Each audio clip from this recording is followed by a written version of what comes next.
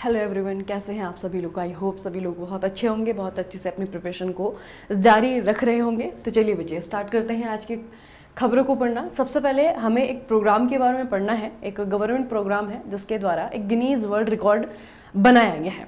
अब इस प्रोग्राम का नाम है बच्चे परीक्षा पे चर्चा, PPC। ठीक है, परीक्षा पे चर्चा। इसने क्या किया है, जनवरी 2025 में लगभग 3.53 करोड़ वैध पंजीकरण प्राप्त होने पर एक महीने में नागरिक सहभागिता मंच पर सर्वाधिक लोगों के द्वारा पंजीकरण के लिए गिनीज वर्ल्ड रिकॉर्ड जो है इसने क्रिएट कर लिया है, बना लिया है। ठीक है, अब कुछ खबर समझ में आएगी, कुछ खबर नहीं समझ में आएगी, तो इसे समझते हैं बच्चे। आप लोगों को पता है कि परीक्षा पे चर्चा जो है कार्यक्रम है जिसमें हमारे देश के प्रधानमंत्री यानी कि नरेंद्र मोदी जी क्या करते हैं, जब भी आपका बोर्ड एग्जामिनेशन का टाइम है तो उस समय जो है वो बच्चों से बात करते हैं, बच्चों के पेरेंट्स से बात करते हैं, टीचर से बात करते हैं। ठीक है, तो बेसिकली इसमें जो है पूरे देश भर की जो गवर्नमेंट स्कूल्स होते हैं, प्राइवेट स्कूल जो है, वहाँ उन लोगों के द्वारा जो है पार्टिसिपेट किया जाता है। ठीक है, तो ये जो पार्टिसिपेशन है ना, जितने नंबर ऑफ कैंडिडेट के द्वारा पार्टिसिपेट किया जाता है, इस बार यानी कि 2025 में ये पार्टिसिपेशन सबसे ज़्यादा रहा। ठीक है, तो इस बार का जो परीक्षा पे चर्चा है उसके लिए जो है लगभग आप लोग देख रहे हैं कि 3 करोड़ से ज़्यादा लोगों ने रजिस्ट्रेशन किया है।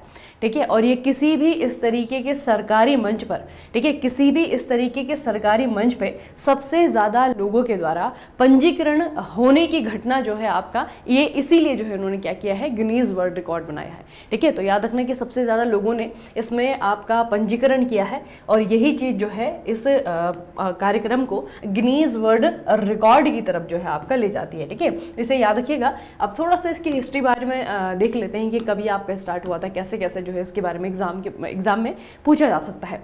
तो जो परीक्षा पे चर्चा है बच्चे, ये इसका निकनेम है PPC। ठीक है, और ये एक प्रकार से कन्वेंशन जैसा होता है, सम्मेलन जैसा होता है। अधिकतर आप लोगों ने देखा होगा कि कुछ बच्चे वहीं पे होते हैं, मतलब कि बिल्कुल लाइव जो है मोदी जी को देख सकते हैं, क्वेश्चन पूछते हैं, और कुछ बच्चे ऐसे होते हैं जो कि वीडियो कॉन्फ्रेंसिंग के माध्यम से जो है इस पूरी जो एक्टिविटी है, पूरा इवेंट है, उसको जो है आपको ज्वाइन करते हैं। तो एक प्रकार का एक कन्वोकेशन है। ठीक है, एक प्रकार का एक कन्वेंशन है और ये आपका साल में एक बार होता है। होता कहाँ पे है, भारत मंडपम, आपको पता है कि नई दिल्ली में है, यहाँ पे होता है। ठीक है, सबसे पहले ये आपका कब हुआ था, सबसे पहले हुआ था आपका 2018 में। इसके फाउंडर के रूप में माना जाता है प्रधानमंत्री नरेंद्र मोदी के द्वारा जो है आपका इसे स्टार्ट किया गया था 2018 में। ठीक है, तो इसे आपको याद रखना है बच्चे।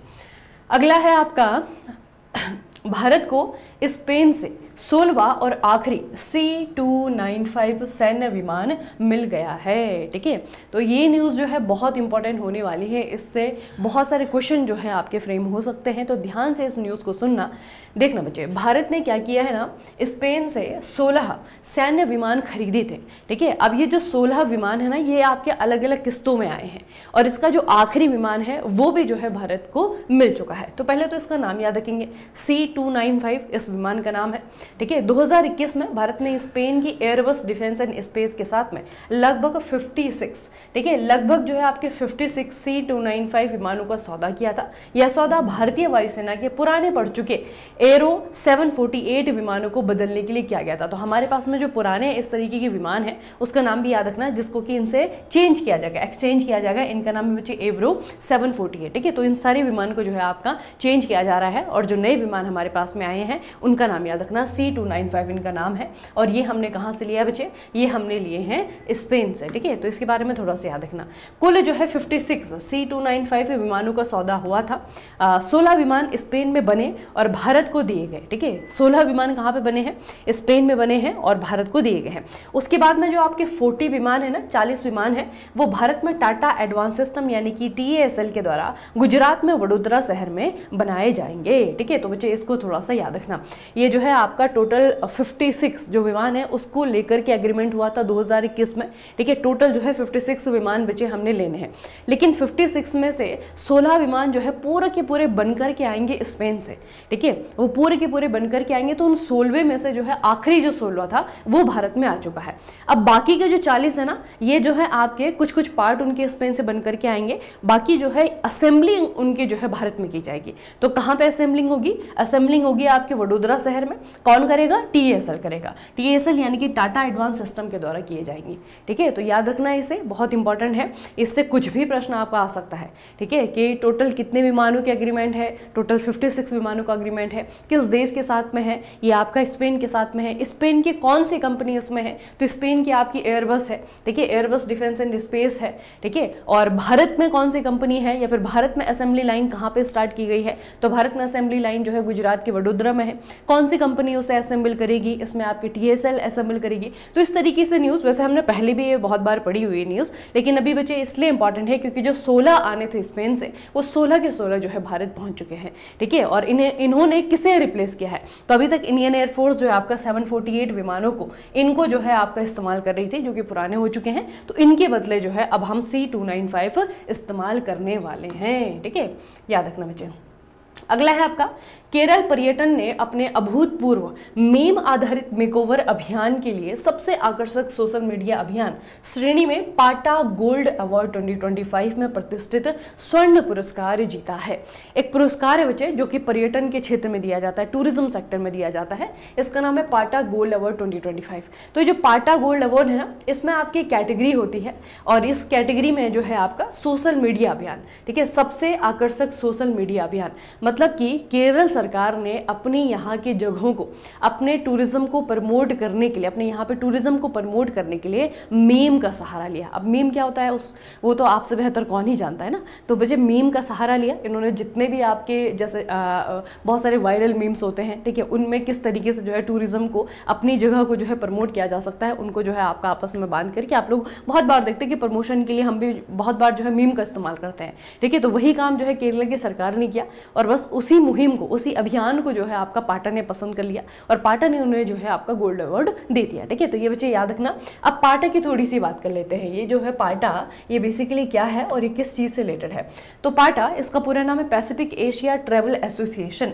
ठीक है, पैसिफिक एशिया ट्रैवल एसोसिएशन नाम है, एक अंतर्राष्ट्रीय संस्था है जो कि एशिया प्रशांत महासागर में उन देशों, राज्यों या संगठन को पुरस्कार देती है जो पर्यटन के क्षेत्र में बहुत अच्छा और प्रेरणादायक काम करते हैं। ठीक है, समझ में आ गया? पाटा बेसिकली क्या है? एक ऑर्गेनाइजेशन है टूरिज्म के सेक्टर में जो अच्छा काम करते हैं उनको जो है पुरस्कृत करने का काम करती है। ठीक है, तो इसे आपको याद रखना है कि सोशल मीडिया अभियान के लिए जो मीम का इस्तेमाल केरल सरकार ने किया है, बस उसी ने जो है केरल सरकार को ये अवार्ड दिला है। तो पाटा गोल्ड अवार्ड 2025 में गोल्ड मेडल मिला है।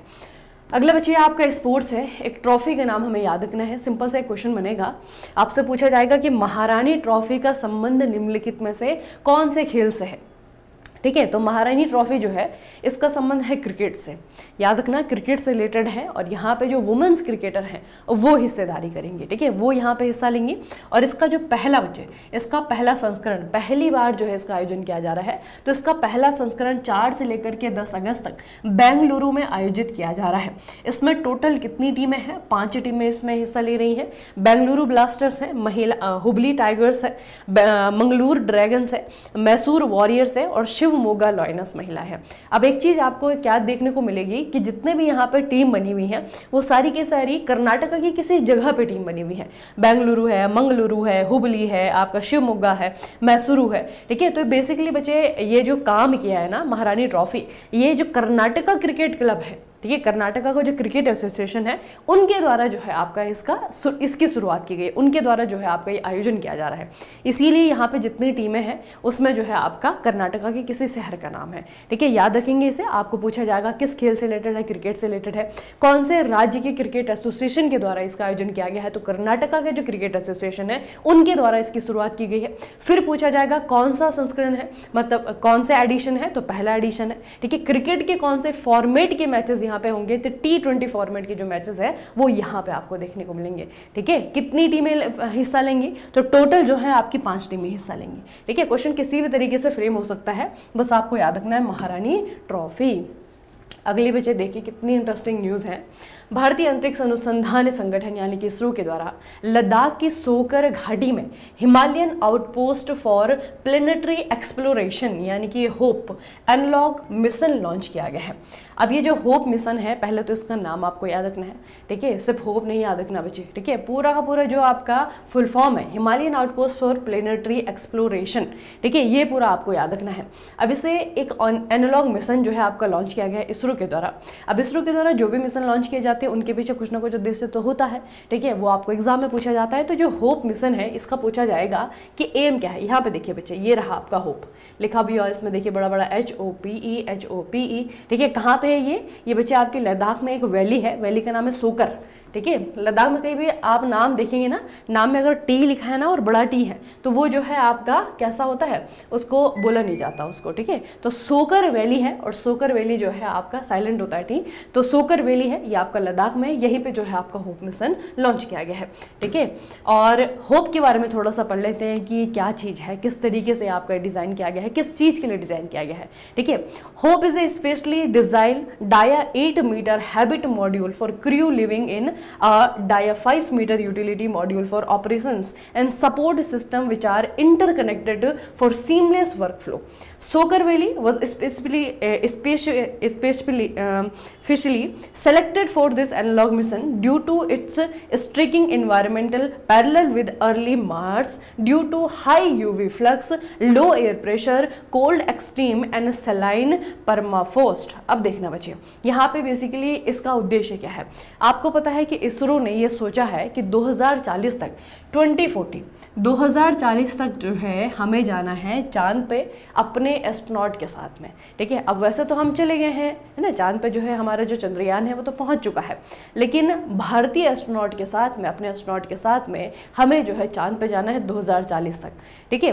अब यहाँ पे बेसिकली ये क्या है ना बच्चे, ये आपका एक एक्सप्लोरेशन है, मतलब कि अगर अंतरिक्ष यात्रियों को अगर चांद जैसी वो मिल जाए, एक तरीके से चांद का जैसा सरफेस होता है, फिर मार्स का जैसा सरफेस होता है, जैसे वहाँ पे इन्वायरमेंटल कंडीशंस होती हैं, ठीक है, वहाँ पे एक अंतरिक्ष यात्री किस तरीके से काम करेगा, ठीक है, कौन कौन से उसको ऐसी प्रॉब्लम फेस करनी होगी या फिर कौन कौन से सिचुएशंस को वहाँ पे फेस करनी पड़ेगी, उसका एक तरीके से यहाँ पे क्या है, ये उसका परीक्षण है, ये उसका टेस्ट होगा, ठीक है। तो होप मतलब मैं कहूँगी कि ये एक प्रकार की लैब है, ठीक है, जिसके अंदर आपका मार्स जैसी जो सिचुएशन है या फिर आपकी मून जैसी जो सिचुएशन है वो आपको देखने को मिलेगी, क्योंकि बच्चे ये जो आपकी वैली है ना, ये अपने आप में जो है आपका कुछ सिमिलर इन्वायरमेंट रखती है, मार्स के जैसे, मून के जैसे, ठीक है। तो ये सिमिलर इन्वायरमेंट के कारण जो है इस जगह को चुना गया है और यहाँ पे इस ऑब्जर्वेटरी को, ऑब्जर्वेटरी कह सकते हैं इसे, इस ऑब्जर्वेटरी को जो है रखा गया है और ये वर्क फ्लो के किस तरीके से काम करेंगे अगर हमारे एस्ट्रोनॉट वहाँ पे जाते हैं, ठीक है, तो किस तरीके से जो है किस मानसिक स्थिति में काम करेंगे,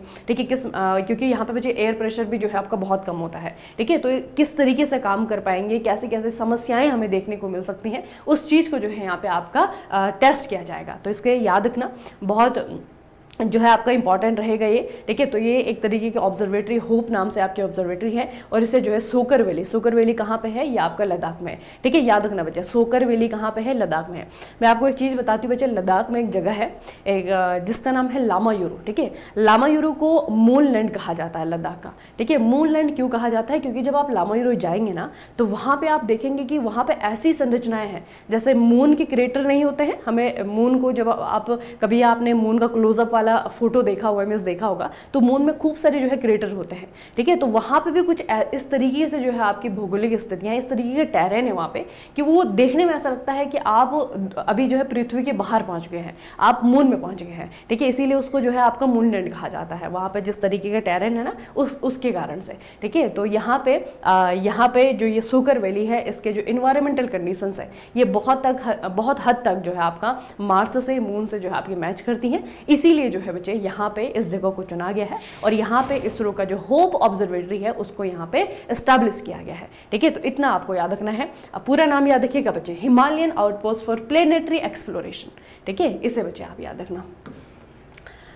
अगली न्यूज़ बच्चे एक रिपोर्ट है, market research form counter point research, 2025।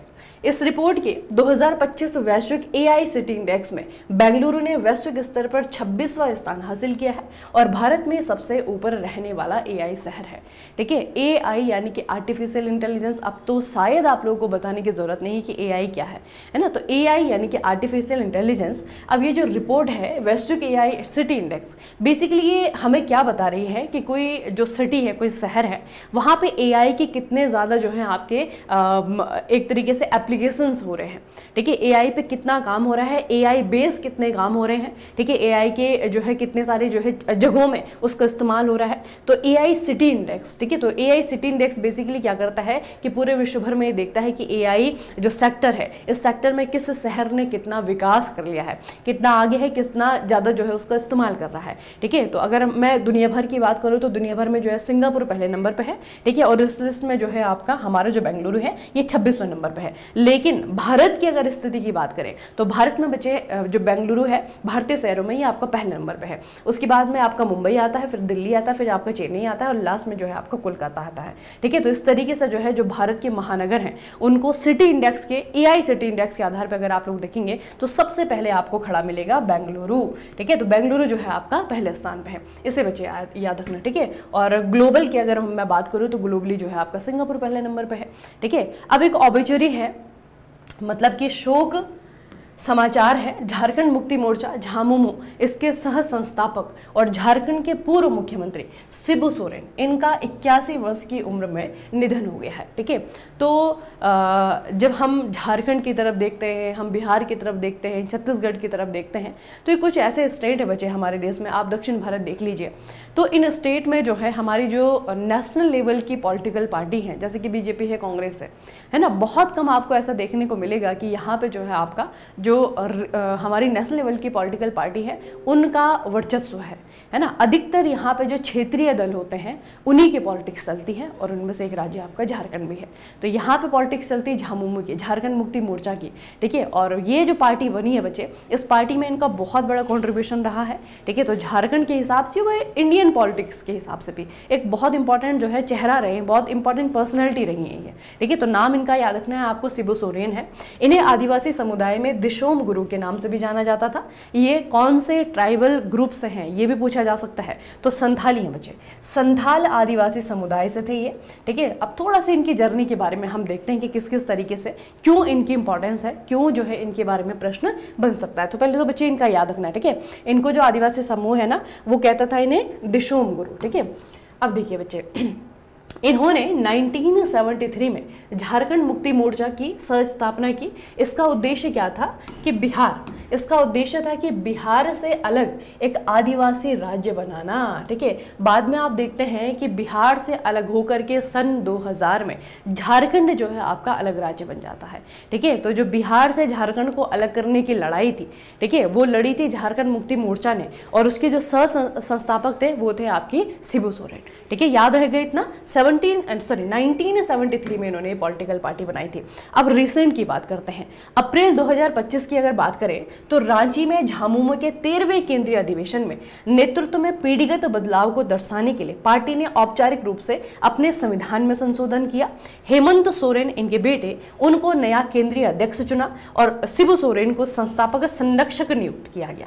ठीक है, तो ये बच्चे चेंजेस हुए थे अभी अप्रैल के महीने में, और अभी जो है हम अगस्त के महीने में न्यूज़ पढ़ रहे हैं कि इनका देहांत हो चुका है। ठीक है, तो बच्चे इनका नाम याद रखना, स्टेट याद रखना, इनकी पॉलिटिकल पार्टी याद रखना और पॉलिटिकल पार्टी बनने के पीछे की कहानी याद रखना। ठीक है, तो बिहार था, बिहार से अलग होकर के झारखंड बना सन 2000 में, और उसे बनाने के पीछे एक पॉलिटिकल पार्टी थी। ठीक है, एक दल था, उस दल का नाम है झारखंड मुक्ति मोर्चा, जो आज भी यहाँ पर रूल कर रही है। वर्तमान में झारखंड के सीएम कौन है? हेमंत सोरेन है। कौन सी पार्टी के हैं? झारखंड मुक्ति मोर्चा के हैं। ठीक है, याद रखेंगे ना, सारी कहानी याद रखना बच्चे। ठीक है, अगली न्यूज़ है आपकी Anderson Tendulkar trophy. Anderson Tendulkar trophy Bharat और यूके, ठीक है, इंग्लैंड के बीच में होती है।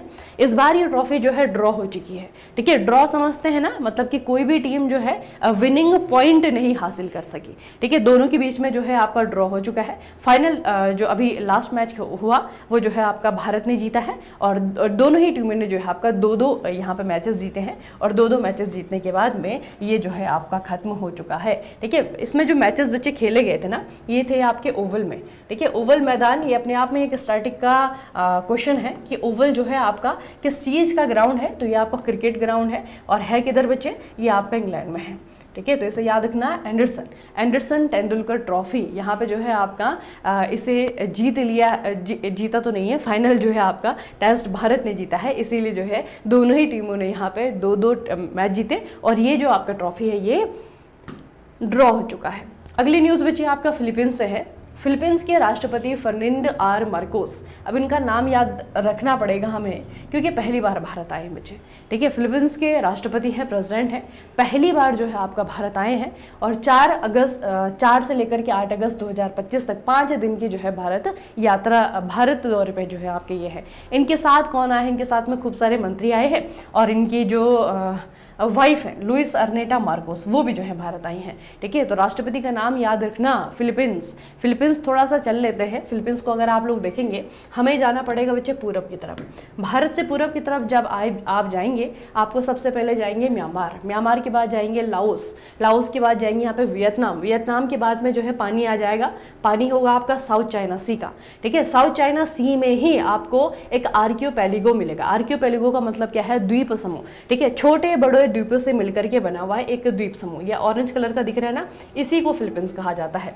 फिलीपींस के अगर आप पूरब पश्चिम की तरफ देखेंगे तो साउथ चाइना सी है, पूरब की तरफ देखेंगे तो पैसिफिक ओशियन है। इसकी कैपिटल है बच्चे मनीला, ठीक है। राजधानी क्या है, मनीला है और इसकी जो करेंसी है, मुद्रा है, वो है आपकी फिलिपियन पीसो, ठीक है। फिलिपियन पीसो ये इसकी करेंसी है। तो इतना जो है आपको याद रखना है फिलीपींस के बारे में। और सबसे इंपॉर्टेंट चीज़ जो हमें याद रखनी है वो है राष्ट्रपति जी का नाम, ठीक है, आर मार्कोस, या फिर सिर्फ मार्कोस याद रखिए। मार्कोस कहाँ से आए हैं, फिलीपींस से आए हैं, ठीक है। मार्कोस कहाँ से आए बच्चे, फिलीपींस से आए हैं। पहली यात्रा है इसीलिए इंपॉर्टेंट है। रक्षा के बारे में, थोड़ा सा डिफेंस के बारे में जो है भारत के साथ में चर्चा हो रही है। हो सकता है कि कोई एग्रीमेंट भी हो, अगली न्यूज़ में हम पढ़ लेंगे उसे भी, ठीक है, जब PIB रिलीज कर लेगा, ठीक है। तो बहुत इंपॉर्टेंट न्यूज़ बच्चे आज की रही आपकी ओबिचुरी वाली। शिबू सोरेन क्योंकि इंपॉर्टेंट पर्सनैलिटी है। उसके बाद में हमने जो ये होप देखा, कहाँ पे, लद्दाख में, ठीक है। होप वैसे ही याद कर लो, होप जो है आपका लद्दाख में है, ठीक है। इसरो की होप लद्दाख, इस तरीके से याद कर लो इसे, ठीक है। बाकी ये तो इंपॉर्टेंट है ही आपका। स्पेन से आए हैं C295, ये कंप्लीट हो चुकी है। जितने भी स्पेन से आने थे वो आ चुके हैं, ठीक है। चलिए फिर आज के सेशन को हम यहीं पे समाप्त करते हैं। आपको मैंने एक एक्सरसाइज करने को कहा है, अगर कमेंट सेक्शन में नहीं लिखा जाता तो अपने पास में जो नोटबुक है उसमें लिख लेना, ठीक है। लेकिन मुझे बहुत फ़ायदेमंद होगा। जो भी न्यूज़ आप पढ़ते हैं, जितना भी उस न्यूज़ का आधा हिस्सा, एक शब्द, ठीक है, एक वर्ड आपको याद रह रहा है, एक सेंटेंस याद रह रहा है, लेकिन उसे याद करने की कोशिश करना, ठीक है। क्योंकि जब आप बाद में रिवाइज करने जाते हैं तो रिवाइज करते समय आपको ऐसा लगता है कि पढ़ा तो है लेकिन कहाँ पढ़ा होगा, क्या पढ़ा होगा, कुछ समझ नहीं आता है, ठीक है। तो इसीलिए होता है लैक ऑफ रिवीजन, ठीक है। तो इसीलिए जो है बच्चे उसी समय जब आप पढ़ते हैं एक बार उसी समय अपने दिमाग को याद दिला देना है कि मैंने आज ये पढ़ा है, ठीक है। तो वो एक्सरसाइज आपको करनी ज़रूरी है क्योंकि आप हैं टेक्निकल के स्टूडेंट को टेक्निकल खूब सारा पढ़ना होता है, टाइम उधर बहुत ज़्यादा देना होता है, ठीक है। तो उसी समय जो है आपका कितना समय देना है, सिर्फ 5 मिनट देने हैं आपको, है ना। दिमाग पर थोड़ा सा जोर लगाना है, इस दिमाग को काम करना सिखाना पड़ेगा बच्चे, ठीक है। खूब सारी इन्फॉर्मेशन अपने अंदर भरनी सिखानी पड़ेगी, ठीक है। नहीं तो फिर काम नहीं करेगा वो। अगर आप उसे नहीं सिखा पाएंगे, काम नहीं करेगा, अपनी कैपेसिटी इंक्रीज नहीं कर पाएगा, ठीक है। चलिए फिर आज के सेशन को इधर ही रखते हैं, इधर ही एंड करते हैं। मिलेंगे कल के सेशन में। तब तक के लिए पढ़ते रहिए, अपना खूब सारा ख्याल रखिएगा। आपसे भी बहुत बहुत धन्यवाद।